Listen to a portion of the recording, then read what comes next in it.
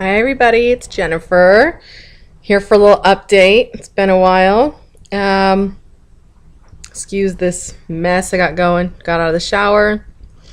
I kept telling myself I was going to do an update when I was put together and looking good, but honest to God, I don't have time. So this is what you get. Anyway, the last time that I talked to you guys was when I told you what had happened with Zachary when I gave you my update on my last pregnancy. Um, and kind of let you know what had happened. And since then, I mean, I had fully intended to continue making some updates and talking to you guys, but um, I just really, a lot of stuff happened, first of all. And second of all, I think I just really needed some time to be just on my own with my thoughts um, and kind of try and come back from um, kind of a dark place where I was at. So I took the time I needed, and I don't feel bad about that at all. I know that most of the people out there are going to understand.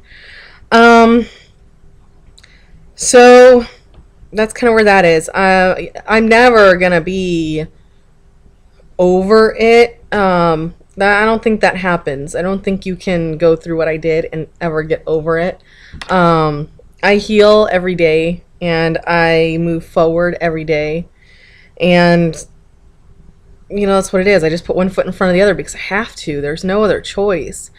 Um, I hear a lot about how strong I am, and people are, so, in awe of my strength. And really, all I have to say is, it's not that I'm trying to be strong, guys. I just don't see any other way to do it. I can't turn around and walk back, and I sure as heck can't stay where I am.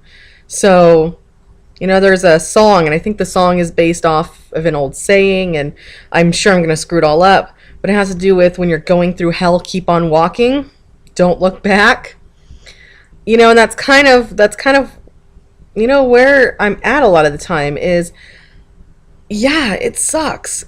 God, it sucks. But what am I going to do? Am I going to stay in that spot forever and let it cripple me? Am I going to, try and run backwards? I can't. So I just put one foot in front of the other, and I keep on walking, and I move on with life. I have a 9-year-old that needs me. I have a life, so I live it. And I will miss Zachary for the rest of my life. I don't want to cry in this video. I'm sorry, guys. I will miss him for the rest of my life. There will forever be a part of me that's gone. It left with him. It died the moment he did. And I think that's normal. I think that's okay. And I don't think that you necessarily need to fix everything that happens in your life. Sometimes you just have to live with it and, just keep moving. I mean, that's my opinion anyway. Take that for what it's worth. Um, so that's been, a process for me, of course, dealing with that and moving into new phases of that grief and of that, whole situation. Um, my weight has been about the same. I had dropped a little bit of weight. Not much. I mean, like a few tiny pounds. I am now maintaining between 188 and 190, and I have been for several months now, and I'm okay with that for now. I'm not gaining. I pulled out all my clothes from last summer, and I put them all on, and they all fit, and it was like a party. I told my husband, I said, when I was moving down sizes, that was really cool. It was really awesome to go from like my 28 to my 26s. And when I got into the 12s and the 14s, I was thrilled. But what's almost as cool is pulling out your clothes from last year and having all of them fit. Because for me, and if I know for a lot of you guys, it was like every year, every season, I'd have to buy new clothes because nothing from last year fit because I had gotten too much heavier. So every year it was like shopping because I had to. I couldn't wear anything. And when you're big, you go through clothes more quickly. It's hard on your clothes. So yeah, it was nice to pull out all my tank tops and be like, yeah, they fit. So I'm maintaining right now between 188 190. That's a total of 162 pounds lost, and I'm okay there for now. But on to bigger things. Weight loss is on hold again for a while. And I'll tell you why. We are expecting again. Yeah. This was actually done a few weeks ago. It was not intentional. It was not something that we planned. I was on birth control, and I was on the pill, which, as we know, is not as effective for weight loss surgery patients. I knew this. So I was on the pill, and I was using, hope this isn't too much information for all of you. I was using the spermicidal film as well. So we were not planning this, and we only fooled around once that month. So I guess it was meant to be. I told my doctor, I said, explain to me how this happened. And he said, well, the universe must have thought it was meant to be. We had planned on waiting several more months. My doctor had wanted me to wait 9 to 12 months after losing Zachary before I got pregnant again. So this was unexpected. So far, everything is good. Baby is healthy. I am healthy.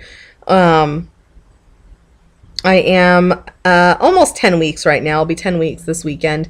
Baby, as all of my babies do, is measuring large. About 4 days. Measuring about 4 days further along than my dates would, say. But that's fine. Everything's good. So far in this pregnancy, we've already had our first surprise. We found a new cyst. As you guys may remember, I have a tumor in my uterus. And when we did my first ultrasound, I assumed that I was having spotting because of the tumor, like I did last time. Doctor informed me the tumor was not bleeding, but the new cyst was. That cyst has developed just since December because it wasn't there when I had Zachary. And that cyst is inside my uterus, and it is about the size of a golf ball. It is fluid filled. They are not concerned about it at this point. Should not affect my pregnancy, but it's there, and it can make me a bit uncomfortable. As far as everything else goes, lots of stuff going on, guys. What happened with Zachary was not isolated. It was not a freak thing that was, just during that pregnancy. It's a problem with me. He was a healthy, perfectly formed baby. There was nothing wrong with him. It's me. I have an incompetent cervix. They believe it is based on how everything happened last time. It's quite bad. The changes happened very rapidly, and very severe. It was a very, very quick. It went very, how do I put it? It went very bad, very, very fast. And they, as I had told you guys before, they had put in an emergency cerclage, basically sewing my cervix shut. They went in through my vagina and sewed the cervix shut. It did not hold. That's why Zachary was born at 23 weeks. That cerclage did hold for 4 to 5 weeks. And then it was just too much. So this time around, we are looking at doing something different. Because of my history and because of my age and because of a lot of different things, my doctor does not think that a standard vaginal cerclage is the way to go in my case. If that is what we end up having to do, we will go that route. But right now, what the plan is, this video is getting long, I'm sorry guys.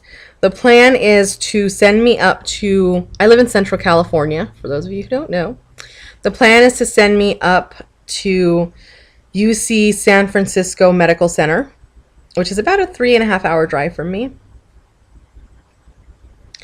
Maybe a 3-hour drive. I don't know. Anyway, they're sending me up to UCSF Medical Center. for surgery. I'm going up on the 23rd for a pre-op appointment where they're going to do another ultrasound and look for any kind of defects, and they're going to run some more blood work, which I've already had blood work done, and I'm going to meet with another doctor up there. And if everything looks good and the doctor agrees, then I'm going to be having surgery 1 to 2 weeks after that.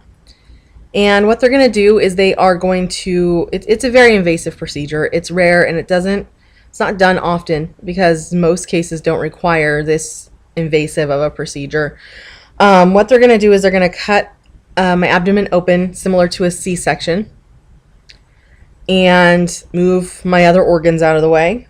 And they will take a band and put it around my, at the base of my uterus, at the very top of my cervix, and it'll go on the outside of the cervix. And the band will be then tied off, put everything back, close me up.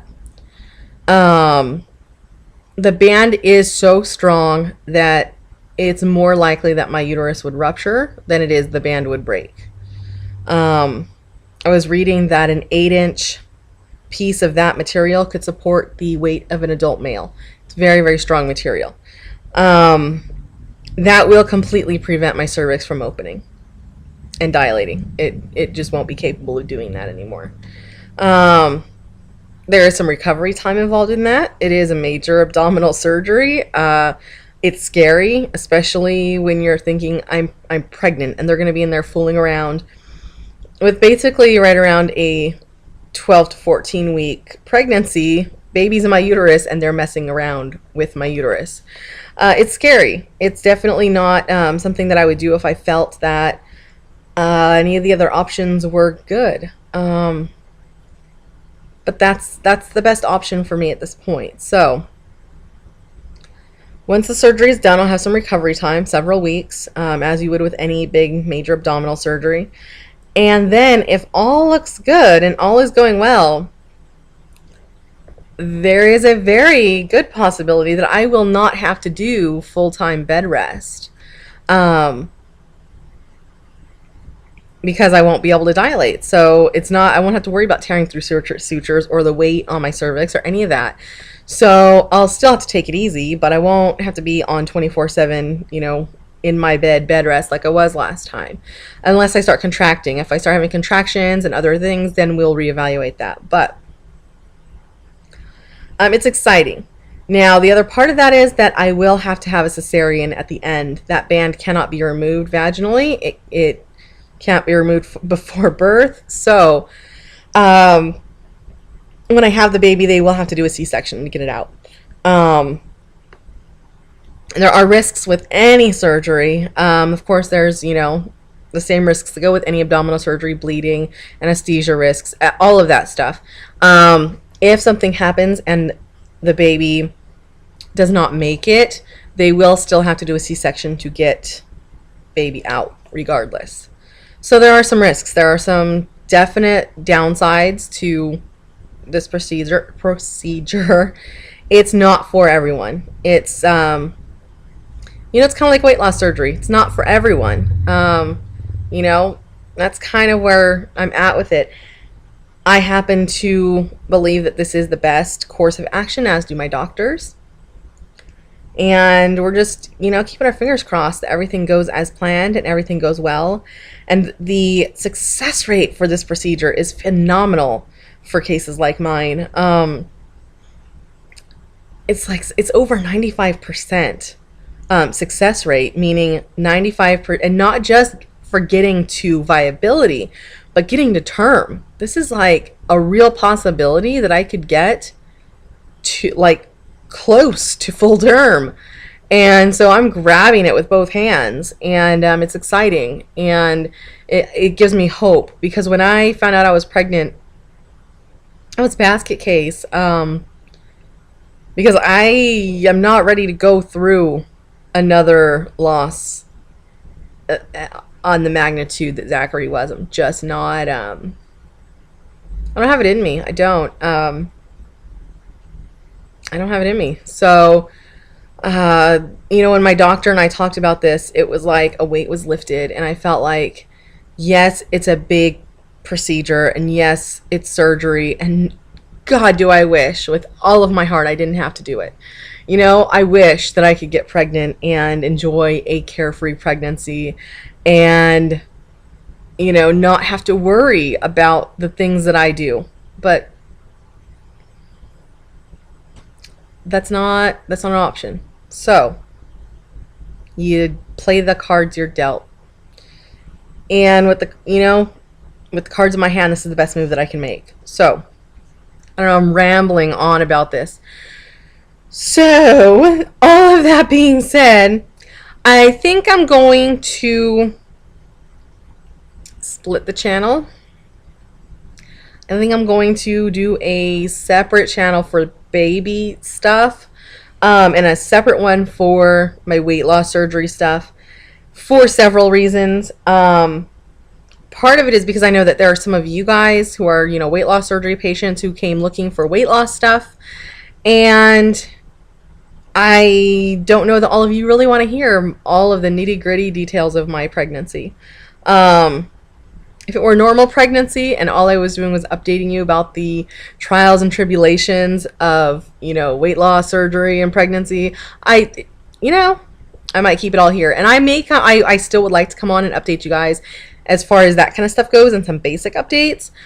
But the other reasoning is that there are women out there like me who are dealing with these pregnancy issues, and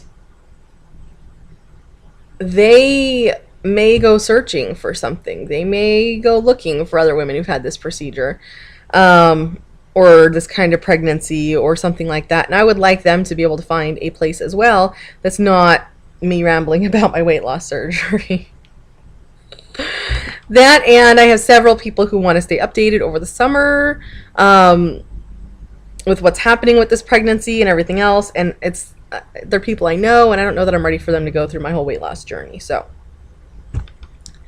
anyway, I do want to still update from time to time here, but I am going to start another channel. Well, I have started another channel, although I haven't uploaded anything yet.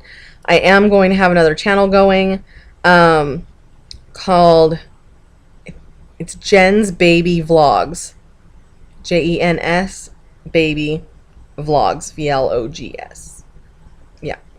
And I will link that down below, or I'll put it on my Facebook. You guys will find it. I'll let you know. But that's kind of it now. That's my big update. Expecting another baby. Freaking out a little bit. But everything is, you know, it is what it is.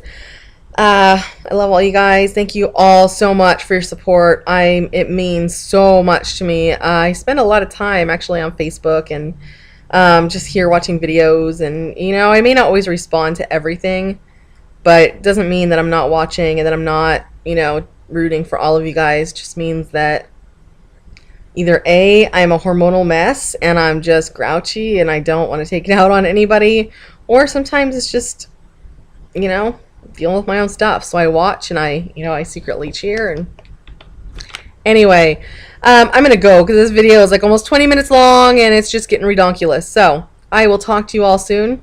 I love you.